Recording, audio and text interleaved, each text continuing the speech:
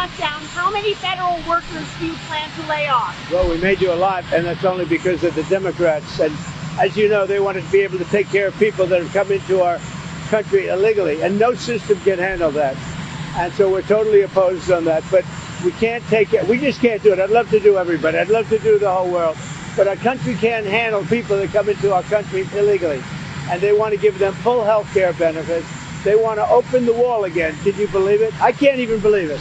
They want to open the wall. They haven't taken away boys playing in women's sports. They haven't done that. Men playing in women's sports. It's like they don't change. They lost an election in a landslide, and they don't change. How long do you plan to give Hamas to respond to the ceasefire proposal you've laid out? Well, we're going to do about 3 or 4 days. We'll see how it is. All of the Arab countries are signed up. The Muslim countries are all signed up. Israel's all signed up.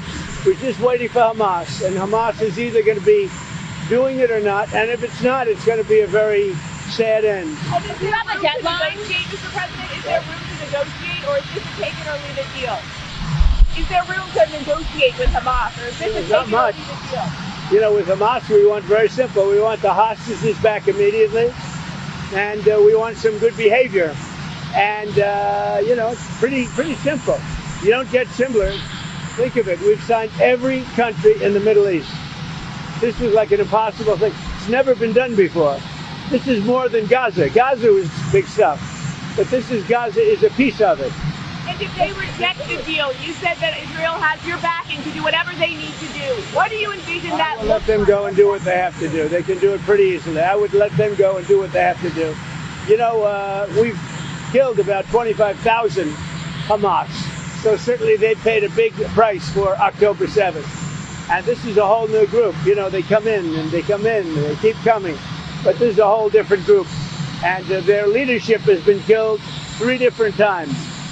So they paid a big price. We hope that they're going to have a nice, calm life. Maybe it won't happen. But if it does, it'll be one of the greatest things ever to happen. We'll have actual peace in the Middle East. Are you preparing to take strikes against drug gangs in Venezuela, sir? We'll see what happens with Venezuela. Venezuela has been very dangerous with drugs and with other things. And they've been very, very dangerous. So we'll see what happens with Venezuela. We had a lot of drugs coming in through water. We call it water drugs, just a simple term. We don't have any boats on the water. There are no boats. There are no fishing boats. There are no anything. So we hit a number of boats. You probably saw that. And since we did that, we have absolutely no drugs coming into our country via water because it was lethal. And now we'll look at cartels. We're going to look very seriously at cartels coming by land. When you plan to have the Department of War in this address, why gather all the generals in one place for a speech? Well, this is only an esprit de corps. You know what esprit de corps is? This is only a spirit. We're going to be talking to them. Pete Hegseth is talking right now. I'm going to have to leave because I have to talk to him. But these are our generals, our admirals, our leaders. And it's a good thing. A thing like this has never been done before because they came from all over the world. And there's a little bit of expense, not much, but there's a little expense to that. We don't like to waste it. We'd rather spend it on bullets and rockets, frankly. But this was the one time we had to do a great spiritizing. It's going to be great. I've seen it already. We have every general, every admiral. We have great people. We have our real warriors over there. And when they're not good, when we don't think they're our warriors, you know what happens? We say, you're fired, get out.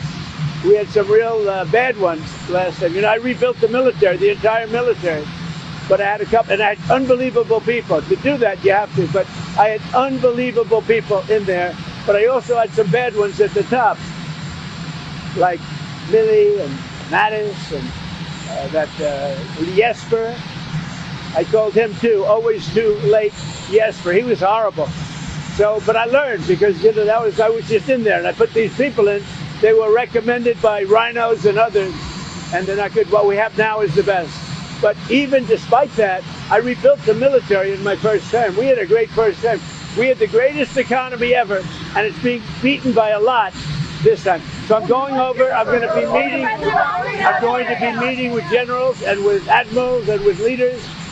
And if I don't like somebody, I'm going to fire them right on the spot.